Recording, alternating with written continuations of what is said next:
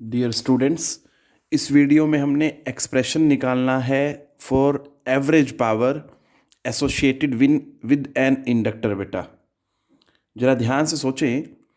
बेटा यहाँ पे एसी सर्किट है जिसमें सिर्फ इंडक्टर लगा हुआ है और हमें पता होता है इंडक्टर में से जब करंट पास होगा तो एक ईएमएफ इंड्यूस होगा जो ग्रोथ इन करंट को अपोज करता है बेटा, या सीधा सीधा बोले डिक्रीज इन करंट को अपोज करता है, या मैं ये बोलूँ कि चेंज इन करंट को बेटा अपोज करता है। क्लियर है? अब हमें क्या करना है बेटा, एसी सर्किट है तो निकालनी हमें पावर है। ठीक है, पावर क्या होती है? अगर डीसी सर्किट की बात करें तो that is V into I, but in DC तो ये है बेटा, और इन एसी बेटा पावर जो है ये बन जाता है बेटा। ठीक है, ये हो जाता है अल्टरनेटिंग ईएमएफ की इक्वेशन और ये हो जाती है अल्टरनेटिंग करंट की इक्वेशन। ठीक है, दोनों को मल्टीप्लाई करते हैं तो we get the power. Clear है? हमें क्या करना है, एवरेज पावर निकालना है, तो मतलब ओवर द कंप्लीट साइकिल हम पावर की वैल्यू निकालते हैं। ठीक है, ये चीज़ आपने ध्यान देनी है। दूसरी जो बात ध्यान देनी है बेटा, इंडक्टर है। याद करें जब मैंने एक वीडियो बनाई थी बेटा, उसमें सिर्फ AC circuit containing inductor only बेटा। ठीक है, जिसमें सिर्फ एक इंडक्टर लगा हुआ था या इंडक्टेंस बोल सकते हैं। तो उसमें हमने ये देखा था कि करंट जो है that lags behind the EMF. ठीक है बेटा, by an angle of 90 degree. इस बात का आपने ध्यान रखना है। अगर ये बात ध्यान नहीं रही तो फिर आप इस टॉपिक को नहीं कर पाएंगे। ठीक है बेटा, तो ये चीज़ ध्यान रखें और बस इसमें ई और आई की वैल्यूज़ डालें, उसी के according we will be getting the average power. ठीक है बेटा, तो देखते हैं कैसे होगा। तो देखें बेटा, power is equal to E into I. Values डालेंगे अगर हम, ई की वैल्यू होती है बेटा E naught sine omega T, और आई की जो वैल्यू होती है in case of an inductor only that is I naught sine omega T minus pi by two. ठीक है बेटा, ये एक्सप्रेशन पढ़ा था, याद हो तो, नहीं तो आप वीडियो देख सकते हैं। ठीक है, वीडियो का नाम था AC circuit containing inductance only बेटा, तो उसमें देखेंगे तो यही रिजल्ट निकाला था हमने। अब हमें क्या करना है, दोनों को मल्टीप्लाई कर दें तो power is equal to E naught I naught sine omega T, और इधर sine omega T minus pi by two. देखिए बेटा, पावर क्या होता है, that is rate of doing work. Clear है? अगर मैं स्मॉल इंस्टेंट के लिए मानता हूं तो बेटा जो पावर है that can be written as d डब्ल्यू बाई डी टी बेटा। ठीक है, क्योंकि हम इंस्टेंटेनियस वैल्यूज लेके चल रहे हैं यहाँ पे। क्यों ऐसा है? क्योंकि हर इंस्टेंट पे ईएमएफ और करंट की वैल्यू चेंज होती है बेटा अल्टरनेटिंग सर्किट में।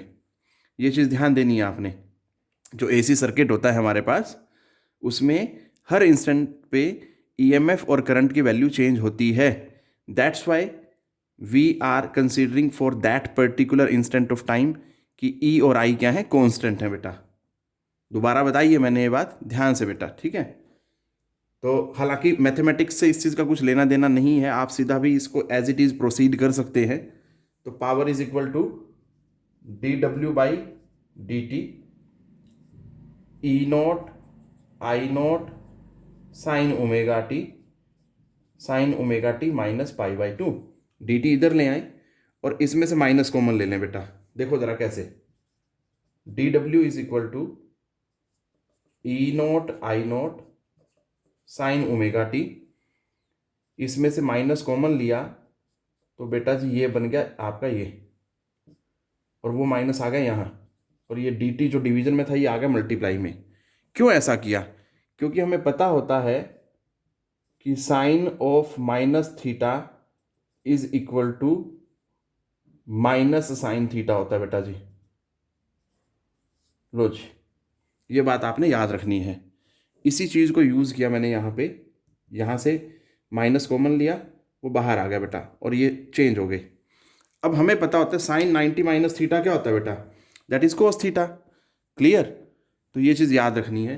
सो एक्सप्रेशन क्या हो गया, d W is equal to minus E naught I naught sine omega T, और ये हो गया कोस ओमेगा टी, और ये डी टी। क्लियर है। अब आप यहाँ पे क्या करें, 2 से मल्टीप्लाई और 2 से डिवाइड कर दें। चाहे इसी स्टेप में करना चाहें तो इसी में कर दें, नहीं तो नेक्स्ट स्टेप में करना चाहे तो नेक्स्ट में कर सकते हैं बेटा, ठीक है। तो d W is equal to minus E naught I naught by 2, और ये हो गया बेटा 2 sine omega t cos omega T D t, ठीक है बेटा। अब ये फॉर्मूला होता है बेटा 2 साइन थीटा कोस थीटा क्या होता है, that is equal to sine 2 theta. So क्या आ गया बेटा, D W is equal to minus E naught I naught by 2, और ये हो गया साथ में 2 साइन 2 थीटा बन जाएगा बेटा। 2 साइन थीटा कोस थीटा किसके बराबर होता है, that is equal to sine 2 theta, तो sine 2 omega T D T. लो जी, ये small amount of work done का एक्सप्रेशन आया। अब आपको तो क्या करना है, total amount of work done निकालना है ना। तो उसके लिए मैं क्या करूँगा, दोनों तरफ इंटीग्रेट करूँगा। इधर वेरिएबल क्या, टाइम, और कंप्लीट साइकिल पे करना है। तो टाइम वेरिएबल है तो टाइम की वैल्यू क्या चलेगी, 0 से t बेटा। ये चीज़ आपने ध्यान देनी है। आप चाहते तो यहीं से ही dt को उधर ले जाके दोनों तरफ इंटीग्रेट कर सकते थे बेटा, but that is up to you. आप कैसे सही समझें, कैसे आपको ईजी लगता है, वो कोई इशू नहीं है बेटा, ठीक है। कभी आप कंफ्यूज हो जाएं कि यहाँ पे लाके इतना सोल्व करने के बाद इंटीग्रेट क्यों कर रहे हैं, you could do this at this stage as well, ठीक है बेटा। यहाँ पे dt को उधर लाएं जैसे ये है, ठीक है, या ये है, यहाँ से आप डायरेक्ट इंटीग्रेट कर सकते थे उसको, ठीक है, तब भी आंसर वही आना है। सो मैं आगे सोल्व करता हूँ इसको कैसे होगा। सो बेटा जो small amount of work done का एक्सप्रेशन आया था वो क्या था, that is d W is equal to minus E naught I naught by 2 sine 2 omega T D t, ठीक है बेटा। अब हमें क्या करना है, ये तो कांस्टेंट है बेटा, देखो ई नोट भी आई नोट भी 2 भी इंटीग्रेट करना है जब दोनों तरफ total amount of work done के लिए, तो 0 टू टी। क्लियर है। अब साइन इसको माइंड में थीटा मान ले, तो साइन थीटा की इंटीग्रेशन क्या होती है, that is minus cos theta बेटा। तो जब इसको सोल्व करेंगे, so minus E naught I naught by 2, तो वो आया बेटा माइनस कोस 2 ओमेगा टी, ठीक है बेटा, क्योंकि साइन थीटा था तो minus cos theta as it is. अब 2 ओमेगा टी की डिफ्रेंशिएशन करेंगे, वो क्या आएगा, विद रिस्पेक्ट टू टी करेंगे तो दैट इज 2 ओमेगा, और उस 2 ओमेगा से इसको हम क्या करेंगे, डिवाइड, और लिमिट्स डाल लेंगे 0 से टी, इधर आ जाएगा वर्क। अब क्या करेंगे, इस माइनस को पहले ही बाहर ले लो बेटा, ठीक है, और फिर वेरिएबल में एक बार कैपिटल टी डालेंगे माइनस, फिर एक बार 0 डालेंगे बेटा। ये चीज़ आपने ध्यान देनी है। तो देखो कैसे होगा सॉल्व आगे ये। चाहे तो आप 2 ओमेगा को भी बाहर ले जाना चाहें तो ले जा सकते हैं, क्योंकि इसका तो कोई रोल नहीं है ना लिमिट्स में, तो that is up to you, आप कैसे करना चाहते हैं। So minus minus plus e naught आई नोट, ये 2 और ये 2 ओमेगा क्या हो जाएगा, 4 ओमेगा, अंदर बच गया आपके पास कोस 2 ओमेगा टी, 0 से टी। लो जी, अब वैल्यू डालेंगे अगर आप, E naught I naught by 4 omega, ये डब्ल्यू है बेटा, कभी ये भी आप ओमेगा समझने लगे, ले, ठीक है, ये ओमेगा है। तो अब एक बार अपर लिमिट डालेंगे, कोस 2 ओमेगा टी माइनस कोस 0, क्योंकि यहाँ पे 0 आएगा तो सारा ही क्या हो जाएगा, 0 हो जाएगा बेटा। अब ओमेगा टी क्या होता है, 2 पाई, 2 पाई इंटू 2 4 पाई, सो ई नोट आई नोट 4 ओमेगा कोस 4 पाई माइनस कोस 0।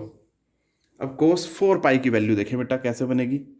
तो बेटा जी बड़ा आसान है, कोस 4 पाई की वैल्यू अगर आप ध्यान से देखें तो यहाँ से इस तरह से ग्राफ होता है बेटा जी, ठीक है, यहाँ से यहाँ पे आ गए तो ये एक साइकिल कंप्लीट हो गया बेटा, ठीक है, और फिर यहाँ से यहाँ आए, फिर ये 2 साइकिल कंप्लीट हो गए। तो यहाँ पे देखें तो ये 4 पाई है बेटा, ठीक है, 4 पाई पे जो वैल्यू है कोस की क्या मिलेगी, दैट इज़ 1, ठीक है बेटा। तो ये चीज़ ध्यान देनी है। तो कोस 4 पाई क्या हो गया, 1, सो ये जो वर्क का एक्सप्रेशन आया E0I0/4 ओमेगा 1, फिर माइनस कोस जीरो भी क्या होता है 1, तो 1 - 1 0, 0 इंटू समथिंग 0, सो वर्क क्या आ गया 0। अगर वर्क 0 आया तो बेटा पावर जो होती है वो क्या होती है, रेट ऑफ डूइंग वर्क, ठीक है जी। तो 0 बाई समथिंग तो क्या आ जाएगा 0। क्लियर है। So the average power over a complete cycle of AC through an ideal inductor comes out to be 0। ठीक है बेटा जी, that's it which I wanted to discuss in this video. बेटा take care, पढ़ते रहें,